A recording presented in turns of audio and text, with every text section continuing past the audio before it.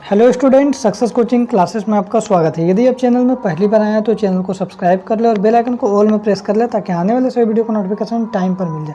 तो आज हम लोग डिस्कस करने वाले हैं क्लास 11th का इकोनॉमिक्स, जो आपका 31 अगस्त को वीकली टेस्ट होने वाला है। उसके लिए हमारा वीडियो का ये हमारा सेट 1 होने वाला है। ठीक है, तो चलिए, वीडियो बहुत ही ज़्यादा इंपॉर्टेंट होने वाला है क्योंकि वीकली टेस्ट में यही सब चैप्टर आपका सिलेबस में दिया हुआ। तो चलिए हम लोग आगे स्टार्ट करते हैं।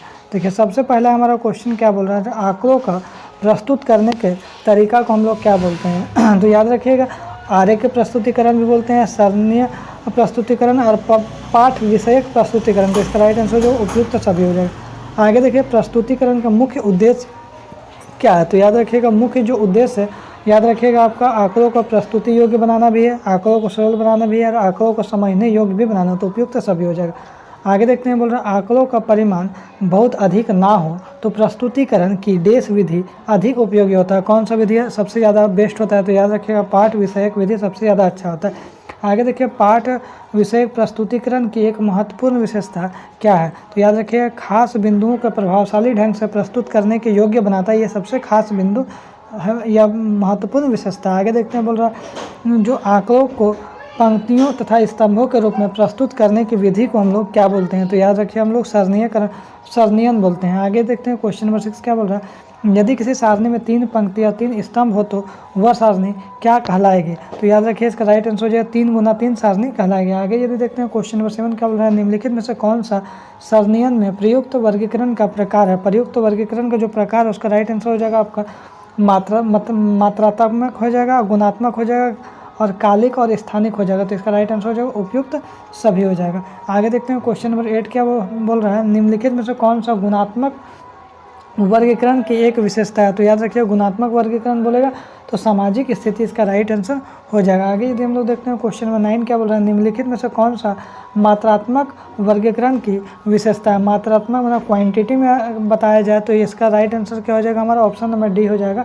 उत्पादन भी हो जाएगा और आयु भी हो जाएगा और ऊंचाई भी हो जाएगा। तो ऑप्शन डी हो जाएगा। आगे यदि देखते हैं, क्वेश्चन नंबर हमारा 10 क्या बोल रहा है। तो क्वेश्चन नंबर हमारा 10 देखिए, बोल आंकड़ों को जब समय जैसे घंटों, दिनों, महीनों, वर्षों इत्यादि के आधार पर वर्गीकृत किया जाता है तो इसे हम लोग क्या कहते हैं। तो याद रखिए, इसको हम लोग क्या बोलते हैं, कालिक वर्गीकरण हम लोग बोलते हैं। आगे यदि हम लोग देखते हैं, क्वेश्चन नंबर 11 बोल रहा है, स्थान के आधार पर वर्गीकरण क्या बोलते हैं। स्थान के आधार पर अगर वर्गीकरण किया जाए, बांटा जाए तो उसको हम लोग क्या बोलते हैं। तो याद रखिए, उसको हम लोग बोलते हैं स्थानिक वर्गीकरण हम लोग बोलते हैं।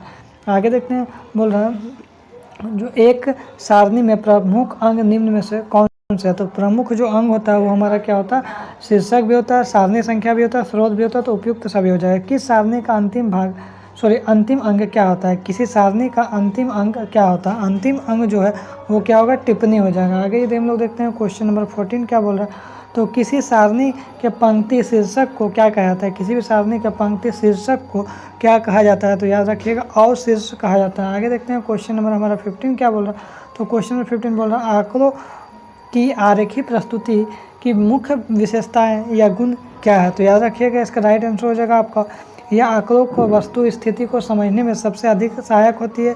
यह आंकड़ों में निहित अमूर्तता का काम करती है। या सरणी को तुलना में अधिक प्रभावित होती है। तो उपयुक्त सभी हो जाएगा। आगे देखते हैं, क्वेश्चन नंबर 16 क्या बोल रहा है, आंकड़ों की अमूर्तता को कम करने तथा उससे अधिक मूर्त एवं आसानी से समझने योग्य बनाने के लिए आंकड़ों को प्रस्तुतिकरण की कौन सी विधि सबसे बेस्ट जो होता है। तो याद रखिए, सबसे बेस्ट विधि आरेखी प्रस्तुतिकरण विधि होता है। आगे देखते हैं, क्वेश्चन नंबर 17 क्या बोल रहा है, आंकड़ों के आरेखी प्रस्तुतिकरण के प्रमुख प्रकार निम्न में से कौन सा है। तो याद रखिए, प्रमुख जो प्रकार है तो ज्यामितीय आरेख भी हो जाएगा, बारंबारता आरेख भी हो जाएगा, अंक गणित आरेख भी, उपयुक्त सभी हो जाएगा। आगे देखते हैं, क्वेश्चन नंबर 18 क्या बोल रहा है, दंड आरेख क्या है। तो याद रखिए, दंड आरेख क्या है, एक विमी आरेख हो जाएगा। ठीक है, आगे देखते हैं, बोल रहा है दंड आरेख तथा वृत्त आरेख डेश आरेख की श्रेणी में आता है। कौन सा श्रेणी में आता है, दंड आरेख और वृत्त आरेख आता है। तो कौन सा श्रेणी में आता है। तो याद रखिए, ज्यामितीय आरेख श्रेणी में आता है। आगे देखते हैं, क्वेश्चन नंबर हमारा 20 आइए,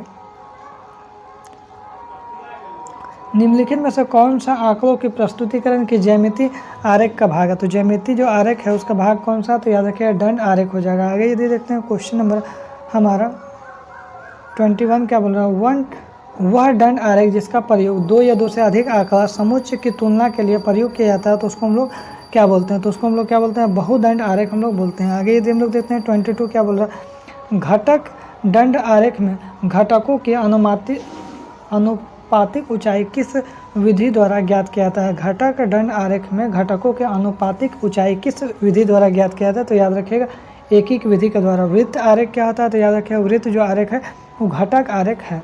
आगे देखते हैं क्वेश्चन नंबर 24 क्या बोल रहा है। जो वृत्त आरेख को किस अन्य नाम से जानते हैं? वृत्त आरेख को और कौन सा नाम से जानते हैं? तो याद रखिएगा आपका वृत्त चार्ट के नाम से जानते हैं। वृत्त आरेख में वृत्त को कितने बराबर भागों में बांटा जाता है? तो कितने बराबर भागों में? तो 100 बराबर भागों में बांटा जाता है। आगे देखते हैं क्वेश्चन नंबर 26 क्या बोला। वृत्त आरेख के केंद्र पर कुल कोण कितना बनता है? जो आपका कोण है 360 डिग्री का कोण बनता है। निम्न में से कौन बारंबारता आरेख का भाग है? तो बारंबारता जो आरेख है उसका भाग अगर पूछेगा तो बारंबारता बहुभुज भी है, आयत चित्र भी है, बारंबारता वक्र भी है, तो उपयुक्त तो सभी हो जाएगा। आगे देखते हैं आयत चित्र क्या है? तो याद रखिएगा आयत जो चित्र है वो आपको द्विविमीय आरेख है। आगे देखते हैं क्वेश्चन नंबर 29 क्या बोल रहा है।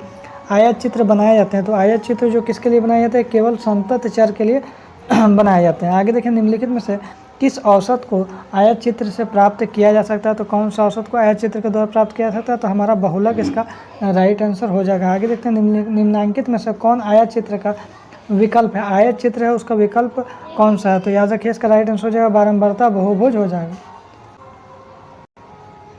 आगे देख क्वेश्चन में 32 क्या बोल रहा है। निम्नलिखित में से कौन सा कथन सही है? तो याद रखिएगा आपको जो सही कथन बोला है तो इसमें हमारा ऑप्शन नंबर जो डी हो जाएगा। ये कथन जो क्या है बिल्कुल सही कथन है। आयत चित्र की रचना केवल आंकड़ों के संतत वर्गीकरण के लिए ही किया जाता है। बाकी जो कथन है ये सब क्या है? गलत कथन है। आगे यदि हम लोग देखते हैं क्वेश्चन में 33 क्या बोल रहा है। तो 33 हमारा बोल रहा है वर्ष विशेष की मासिक वर्षा को प्रस्तुत करने के लिए निम्न में से किस प्रकार का आरेख अधिक प्रभावशाली होगा? तो याद रखिएगा आपका दंड आरेख प्रभावशाली होगा। आगे देखते हैं 34 क्या बोल रहा है। तोरण को अन्य किस नाम से जानते हैं? तोरण को और कौन सा नाम से जानते हैं? तो याद रखिएगा ओजाइव के नाम से जानते हैं। आगे देखिए तोरण वक्र कितने प्रकार के होते हैं? तो याद रखिएगा तोरण वक्र जो है आपका से कम प्रकार के भी होते हैं, इससे अधिक प्रकार के भी होता है। तो याद रखिए ए और बी दोनों हो जाएगा। आगे देखते हैं निम्नलिखित में से किसका मान तोरण से ज्ञात किया जा सकता है? तो किसका मान तोरण से ज्ञात किया जा सकता है? तो याद रखिए माध्यिका का मान ज्ञात किया जा सकता है। आगे देखते हैं क्वेश्चन में 37 क्या बोल रहा है। अंकगणित रेखा चित्र को अन्य किस नाम से जाना जाता है? तो याद रखिएगा और कौन सा नाम से जाना जाता है? तो इसका राइट आंसर हमारे पास होने वाला है काल श्रेणी आरेख के नाम से जाना जाता है। आगे देखते हैं 38 क्या बोल रहा है। जो अंक गणित रेखा चित्र के द्वारा आंकड़ों के डेश को समझने में मदद मिलती है। तो किस याद रखिएगा आपको आंकड़ों को चक्रीयता समझने में मदद मिलती है, दीर्घकालिक प्रवृत्ति और आंकड़ों को कालिकता। तो उपयुक्त तो सभी हो जाएगा। आगे देखते हैं 39 क्या बोल रहा है। काल श्रेणी को दर्शाने वाला ग्राफ को क्या बोलते हैं? तो काल श्रेणी को दर्शाने वाला ग्राफ को अंक गणित रेखा चित्र बोलते हैं। आगे देखते हैं तोरण या ओजाइव वक्र को डेश नाम से जानते हैं। कौन सा नाम से जानते हैं ओजाइव वक्र को? तो याद रखिए इसका राइट आंसर हो जाएगा संचयी आवृत्ति वक्र के नाम से जानते हैं। आंकड़ों का कालिक वर्गीकरण का आधार क्या होता है? तो कालिक वर्गीकरण का आधार क्या होता है? समय होता है। आगे यदि हम लोग देखते हैं जो क्वेश्चन नंबर 42 क्या बोल रहा है, ये हमारा लास्ट क्वेश्चन है। जो दंड आलेख किस प्रकार के चर के लिए बनाए गए हैं? तो याद रखिए इसका राइट आंसर हो जाएगा संतत चर एवं वियुक्त चर दोनों के लिए बनाया गया। तो ऑप्शन ए और बी दोनों हो जाएगा। तो ऑप्शन नंबर सी हमारा बिल्कुल राइट आंसर हो जाएगा। तो यदि आपको वीडियो हमारा अच्छा लगे तो लाइक शेयर और सब्सक्राइब जरूर करें, क्योंकि क्लास 11 का वीकली टेस्ट मॉडल पेपर सभी का सॉल्यूशन आपको करवाया जाएगा। तो फिर मिलते हैं नेक्स्ट वीडियो में। Thank you so much.